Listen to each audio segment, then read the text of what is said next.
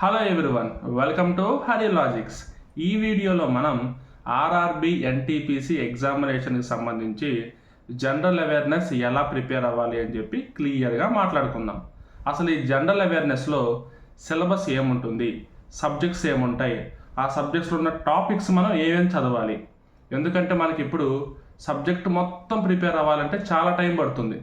ఎందుకంటే ఈ జనరల్ అవేర్నెస్లో చాలా సిలబస్ ఉంటుంది and number of subjects count ఎక్కువ అనమాట. సో సబ్జెక్ట్ మొత్తం ప్రిపేర్ అవ్వాల్సిన అవసరం లేకుండా కొన్ని టాపిక్స్, ఇంపార్టెంట్ టాపిక్స్ ఏంటి, అవి మనం ఎలా కవర్ చేయాలి అని చెప్పి డీటెయిల్గా మనం మాట్లాడుకుందాం. ఓకేనా? సో మనకి జనరల్ అవేర్నెస్లో క్లియర్గా చూసుకుంటే history, geography, economy, polity, general science, GK, current affairs ఇలాగా నెంబర్ ఆఫ్ టాపిక్స్ ఉన్నాయి. ఒక్కొక్క సబ్జెక్ట్ తీసుకుంటాను, ఒక్కొక్క సబ్జెక్ట్లో ఏమేమి టాపిక్స్ మనం కవర్ చేయాలని చెప్పి క్లియర్గా మనం మాట్లాడుకుందాం. ఓకేనా? సో ఫస్ట్ మనకి హిస్టరీ సబ్జెక్ట్లో మనకి నార్మల్గా ancient history, medieval history and modern history అని చెప్పి 3 టైప్స్గా డివైడ్ చేసి ఉంటుంది. ఏన్షియంట్ హిస్టరీలో మనం మొత్తం చదవాల్సిన పని లేదండి, ఫ్యాక్ట్స్ కొంచెం తెలుసుకుంటే చాలు. For example Indus valley civilization ఉంది. ఇండస్ వ్యాలీ సివిలైజేషన్లో మెయిన్ పాయింట్స్ అంటే ఎక్కడెక్కడ మనకి ఇండస్ట్రీస్ ఉన్నాయి అండ్ సివిలైజేషన్లో మనకి ఇంపార్టెంట్ పాయింట్స్ ఏంటి, ఇలా కొన్ని ఫ్యాక్ట్స్ మనం గుర్తుపెట్టుకుంటే సరిపోతుంది. నెక్స్ట్ మనకి మెడివల్ పీరియడ్కి వచ్చేసరికి మెడివల్ పీరియడ్లో క్రొనాలాజికల్ ఆర్డర్ అంటే ఇయర్ వైజ్ కింగ్స్ కన్స్ట్రక్ట్ చేసిన టెంపుల్స్, యూనివర్సిటీస్, మాన్యుమెంట్స్ ఏంటి, ఇలా ఒక క్రొనాలాజికల్ ఆర్డర్ ప్రకారంగా మనం గుర్తుపెట్టుకుంటే సరిపోతుంది. ఓకేనా? So next modern history. ఈ మోడర్న్ హిస్టరీలో freedom movement, freedom struggle and freedom రిలేటెడ్గా ఉన్న లీడర్స్, ఇంతే. సో టోటల్గా హిస్టరీలో మనం ఏన్షియంట్ హిస్టరీ నుంచి జస్ట్ ఫ్యాక్ట్స్, మెడివల్ హిస్టరీ నుంచి కింగ్స్ ఏవైతే కన్స్ట్రక్షన్స్ చేశారో ఆ కన్స్ట్రక్షన్స్ యొక్క ఇంపార్టెన్స్, వాళ్ళ నేమ్స్, అలాగే యూనివర్సిటీస్ దాని యొక్క ఇంపార్టెన్స్, నేమ్స్, అలాగే మనకి మోడర్న్కి వచ్చేసరికి freedom struggle and freedom movement and leaders prepare అయితే సరిపోతుంది. ఓకేనా? Next geography. మన ఈ జాగ్రఫీ సబ్జెక్ట్లో జస్ట్ ఈ 3 పాయింట్స్ మీద ఫోకస్ పెడితే సరిపోతుందండి. ఒకటి ఫేమస్ లొకేషన్స్, ఇంపార్టెంట్ లొకేషన్స్ ఏమున్నాయి అండ్ ఫేమస్ లొకేషన్స్ ఏమున్నాయి వాటి మీద కొంచెం క్లారిటీ తెచ్చుకోండి. అలాగే borders, India borders and international borders ఏమున్నాయి, వాటి యొక్క నేమ్స్ ఏముంటాయి, వాటి మీద క్లారిటీ తెచ్చుకోండి. ఈ 2 మనకి సరిపోతాయి. నెక్స్ట్ ఫ్లోరా అండ్ ఫానా అంటే ఏంటంటే ఎన్విరాన్మెంటల్ రిలేటెడ్ అండి. ఎన్విరాన్మెంట్, యానిమల్స్ రిలేటెడ్గా కొన్ని క్వశ్చన్స్ అడుగుతారు. సో వాటిని కూడా మనం ఈ జాగ్రఫీలో ఇంక్లూడ్ చేసి చెప్తున్నాం అనమాట. ఓకేనా? టైగర్ రిజర్వ్స్ ఉంటాయి కదా, సో అట్లాంటివి. సో వాటికి సంబంధించి కూడా మనం క్వశ్చన్లు అడగవచ్చు అనమాట. ఓకే. నెక్స్ట్ ఎకానమీ కూడా అంతే అండి. జస్ట్ మనకి 4 మెయిన్ పాయింట్స్ ఉంటాయి. దాంట్లో ఫస్ట్ది famous persons.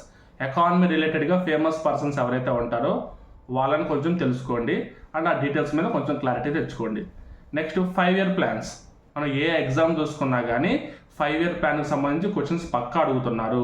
Just 5 years plans గురించి ఒకసారి బ్రీఫ్గా చదువుకుంటే సరిపోతుంది. ఓకేనా?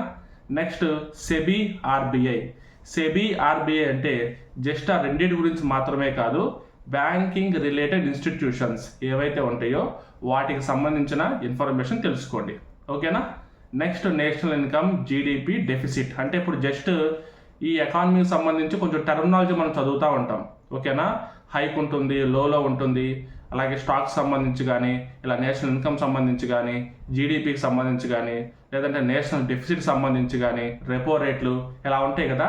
ఈ టర్మినాలజీ సంబంధించిన ఇన్ఫర్మేషన్ తెలుసుకోండి. అసలు రెపో రేట్ అంటే ఏంటి, రివర్స్ రెపో రేట్ అంటే ఏంటి, జీడిపి అంటే ఏంటి, ఇలాంటి ఇన్ఫర్మేషన్ అనమాట.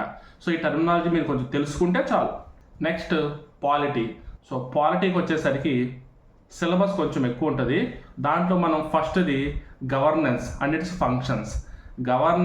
ఫంక్షన్స్ అంటే మొత్తం గవర్నెన్స్ అంతా మీరు చదవాల్సిందే. ఓకేనా? నెక్స్ట్ ఆర్టికల్స్ అండ్ స్కెడ్యూల్స్ ఎన్ని ఉన్నాయి, వాటి యొక్క ఇంపార్టెన్స్ ఏంటి. ఓకేనా? ఆర్టికల్స్లో మెయిన్ ఆర్టికల్స్ ఫండమెంటల్ డ్యూటీస్ సంబంధించి కానీ, ఫండమెంటల్ రైట్స్ సంబంధించి కానీ, direct principles of states policy సంబంధించి కానీ, ఇలాంటి మెయిన్ ఆర్టికల్స్ ప్రిపేర్ అయితే సరిపోతుంది. ఓకేనా? Next constitutional and non constitutional bodies. ఈ బాడీస్ ఎన్ని రకాలుగా ఉన్నాయి, వాటి యొక్క చైర్మన్స్ ఎవరు, సో వాటిలో కూడా మనకి అపాయింట్మెంట్స్ ఏ విధంగా ఉంటాయి, టెన్యూర్స్ ఏ విధంగా ఉంటాయి, వాళ్ళు డైరెక్ట్గా ఎవరికి రిపోర్ట్ చేస్తారు, ఇలాంటి డీటెయిల్స్ అనమాట. ఓకేనా. Next amendments. మనకి కాన్స్టిట్యూషన్లో ఎన్ని అమెండ్మెంట్స్ జరిగినాయి, దాంట్లో మెయిన్గా అమెండ్మెంట్స్ ఏమున్నాయి, ఇంపార్టెంట్ ఫీచర్స్ ఏమి యాడ్ చేశారు, ఆ డీటెయిల్స్ తెలుసుకుంటే సరిపోతుంది. ఓకే. పాలిటీ మొత్తం చదవాల్సిన పని లేదు, just governance, articles, schedules, same గవర్నెన్స్కి ఎలాగైతే మనం అపాయింట్మెంట్స్, టెన్యూర్ ఇలా చదువుతున్నామో అదేవిధంగా constitutional and non constitutional bodies కూడా అదేవిధంగా ప్రిపేర్ అయితే సరిపోతుంది. నెక్స్ట్ అమెండ్మెంట్స్ కొంచెం తెలుసుకుంటే సరిపోతుంది. General science. జనరల్ సైన్స్ అంటే మొత్తం 3 సబ్జెక్టులు ఉంటాయి, physics, chemistry and biology. Science and technology మనం కరెంట్ అఫైర్స్ ఇంక్లూడ్ చేసేసాం. ఓకేనా. ఫిజిక్స్, కెమిస్ట్రీ, బయాలజీలో మీరు సబ్జెక్ట్ అంతా చదవాల్సిన పని లేదండి. మొత్తం కలుపుకుంటే మీకు ఒక 5 to 7 క్వశ్చన్స్ ఆర్ 5 to 8 క్వశ్చన్స్లో అడుగుతారు అంతే, 3 సబ్జెక్టులు కలిపి. జస్ట్ మనకి ఇంపార్టెంట్ బిట్స్ అని చెప్పి కొన్ని మెటీరియల్స్ దొరుకుతూ ఉంటాయి, అలా ఇంపార్టెంట్ బిట్స్ తీసుకొని ఆ బిట్స్ అన్ని మీరు కవర్ చేస్తే సరిపోతుంది. జనరల్ సైన్స్ అంత స్ట్రెస్ పెట్టి అంత ఫోకస్డ్గా పెట్టుకొని ఫిజిక్స్లో ఉన్న టాపిక్స్ అన్నీ, కెమిస్ట్రీలో ఉన్న టాపిక్స్ అన్నీ, బయాలజీలో ఉన్న టాపిక్స్ అన్నీ చదవాల్సిన పని లేదు. ఎందుకంటే ఎన్టీపీసీలో ఒక స్మాల్ పార్ట్ మాత్రమే. బట్ గ్రూప్ డీకి వచ్చేసరికి జనరల్ సైన్స్ పెద్ద పార్ట్ కాబట్టి వాళ్ళు స్పెసిఫిక్గా చదవాలి, ఎన్టీపీసీ వాళ్ళకి అంతగా అవసరం లేదు. ఓకేనా. రైట్. నెక్స్ట్ జీకే అంటే కంప్యూటర్. మనకి కంప్యూటర్ రిలేటెడ్గా కూడా కొన్ని క్వశ్చన్లు అడుగుతున్నారు, బేసిక్ క్వశ్చన్స్ అడుగుతున్నారు.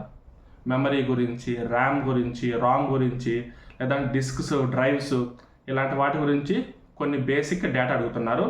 అదే మనకి computer basics. Next general knowledge గురించి వస్తే అవార్డ్స్ అండ్ ఆనర్స్. ఆథర్స్ అంటే బుక్స్ యొక్క ఆథర్స్. ఓకేనా. Next important days.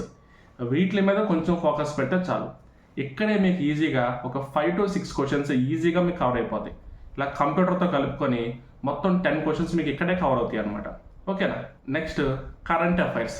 So last part ఏంటి, కరెంట్ అఫైర్స్. కరెంట్ అఫైర్స్ అంటే ఏం లేదండి, all recent developments, all recent elements, all recent events అన్నీ మనం కవర్ చేసుకుంటూ వెళ్ళడమే. నోటిఫికేషన్ ఎప్పుడైతే వచ్చిందో ఆ నోటిఫికేషన్ వచ్చిన టైం కంటే ఒక 1 month ముందు ప్లాన్ చేసుకోండి. అప్పటి నుంచి మంత్లీ మ్యాగజైన్స్ అని చెప్పి ఉంటాయి, ఈ మంత్లీ మ్యాగజైన్స్ తీసుకొని మొత్తం మీరు ప్రిపేర్ అవ్వడమే, అంత మించి వేరే ఆప్షన్ లేదు. ఎందుకంటే ఎక్కడి నుంచైనా మనకి క్వశ్చన్లు అడగవచ్చు, పేపర్లో ఏదైతే న్యూస్ వస్తున్నాయో వాటి రిలేటెడ్గా అడుగుతారు కాబట్టి దాదాపు ఏదైనా మనకు అడగవచ్చు అనమాట. సో ఇప్పుడు దాంట్లో ఇంకొంచెం డీటెయిల్గా చూడాలంటే వీటి మీద కొంచెం ఫోకస్ పెడితే మనకు సరిపోతుంది అనేది మనం మాట్లాడుకుందాం. ఒకటి ఇంటర్నేషనల్ సమ్మిట్స్, ఫ్యూచర్లో జరగబోతున్న ఇంటర్నేషనల్ సమ్మిట్స్ అండ్ ప్యారలల్గా జరుగుతున్న ఇంటర్నేషనల్ సమ్మిట్స్. ఓకేనా. వాటి యొక్క ముఖ్య ఉద్దేశం ఏంటి, థీమ్ ఏంటి, సో ఇలా మీరు క్లియర్గా నేర్చుకుంటే సరిపోతుంది. ఇప్పుడు ఇంటర్నేషనల్ సమ్మిట్ జరుగుతుంది అనుకోండి, ఏ ఏ దేశాలు వాటిలో పాల్గొంటున్నాయి, ఆ దేశానికి మనకి బోర్డర్స్ ఏ విధంగా ఉంటున్నాయి, ఇలా కొంచెం లింక్ చేసుకుంటూ వెళ్ళాలి మీరు ప్రిపరేషన్. ఓకేనా. Next awards. మనకి జనరల్ నాలెడ్జ్లో అవార్డ్స్ అండ్ ఆనర్స్ అని చూసాం కదా, అవన్నీ ఫిక్స్డ్గా ఉండే అవార్డ్స్ కొన్ని, అంటే ఇప్పుడు నోబెల్ పీస్ అవార్డు అలాంటివి అనమాట. బట్ ఈ అవార్డ్స్ అంటే ఏంటంటే ప్రజెంట్ మనకి స్పోర్ట్స్ రిలేటెడ్ కానీ లేదంటే కొన్ని టెక్నాలజీ రిలేటెడ్ కానీ ప్రజెంట్ కరెంట్గా జరుగుతున్న ఎలిమెంట్స్ మీద అడిగే క్వశ్చన్స్ అడుగుతారు. అండ్ సైన్స్ అండ్ టెక్నాలజీ సంబంధించిన క్వశ్చన్స్ కూడా ఈ కరెంట్ అఫైర్స్ మనల్ని అడుగుతారు. Next schemes. స్కీమ్స్ అంటే పొలిటికల్ స్కీమ్స్, అంటే సెంట్రల్ గవర్నమెంట్ రిలేటెడ్ వస్తున్న కొత్త స్కీమ్స్ ఏంటి, వాటి యొక్క ఫీచర్స్ ఏంటి, వాటి యొక్క ఇంపార్టెన్స్ ఏంటి అని చెప్పి అవి కూడా తెలుసుకుంటే ఖచ్చితంగా 1 or 2 బిట్స్ వరకు కవర్ అయ్యే ఛాన్స్ ఉంది. ఒక్క బిట్ అయినా వచ్చే ఛాన్స్ పక్కా ఉంటుంది అనమాట స్కీమ్స్ నుంచి. Next banking related. సో ఎకానమీలో స్టాటిక్ పార్ట్ అడుగుతారు, కరెంట్ అఫైర్స్లో ప్రజెంట్ రన్ అవుతున్న వాటికి సంబంధించి అడుగుతారు. అంటే ప్రజెంట్ మనకి రెపో రేట్ ఏ విధంగా ఉంటుంది అండ్ ప్రజెంట్ డెఫిసిట్స్ ఏ విధంగా ఉన్నాయి, సో అట్లా అనమాట. ఎకానమీ రిలేటెడ్ క్వశ్చన్స్ లేటెస్ట్ అడిగితేనేమో కరెంట్ అఫైర్స్, ఆల్రెడీ ఫిక్స్డ్గా ఉన్నవి ఫేమస్ పర్సనాలిటీస్ గురించి కానీ లేదంటే ఇప్పుడు ఇన్స్టిట్యూషన్స్ గురించి కానీ ఇలా అడిగితే అవి స్టాటిక్. సో ఇట్లా మనం అడగవచ్చు అనమాట. ఇది కరెంట్ అఫైర్స్ మనం ప్రిపేర్ అయ్యే విధానం. సో టోటల్గా జనరల్ అవేర్నెస్ చూసుకుంటే history, geography, economy, polity, general science, GK and computer basics and current affairs, ఇలా మనకి టోటల్గా 7 to 8 స్ట్రీమ్స్ ఉన్నాయి. ప్రతి దాంట్లో మనకి సిలబస్ చాలా ఎక్కువ ఉంటుంది. బట్ నేనేం చేశానంటే ప్రీవియస్గా అడిగిన క్వశ్చన్ పేపర్స్ అన్ని రిఫర్ చేసి అండ్ కొన్ని ఇంపార్టెంట్ టాపిక్స్ ఎక్స్ట్రా యాడ్ చేసుకొని మెయిన్ పాయింట్స్ ఏమున్నాయి, ఇంపార్టెంట్ పాయింట్స్ ఏమున్నాయి, ఇలా కొన్ని పాయింట్స్ నోట్ చేసుకొని మీకు వీడియో రూపంలో ఇవ్వడం జరిగింది.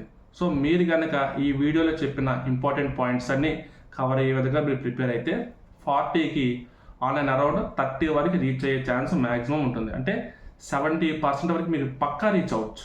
ఓకేనా, 100% అని చెప్పను, బట్ 70% మీరు పక్కా రీచ్ అవ్వచ్చు. ఎందుకు 30% అంటే ఇది మనకి జనరల్ అవేర్నెస్ అండి.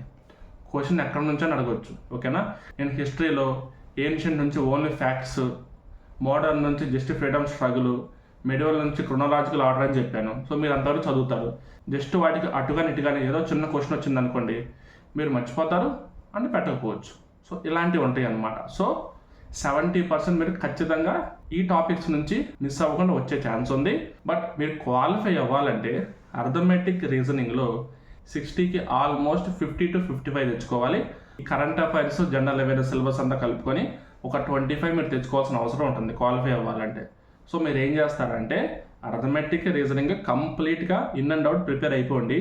ఈ జనరల్ అవేర్నెస్ ఇలా ఇంపార్టెంట్ పాయింట్స్ మీద కొంచెం ఫోకస్ పెట్టండి. మొత్తం సిలబస్ అంతా చదవాలంటే 1 year కూడా టైం సరిపోదు.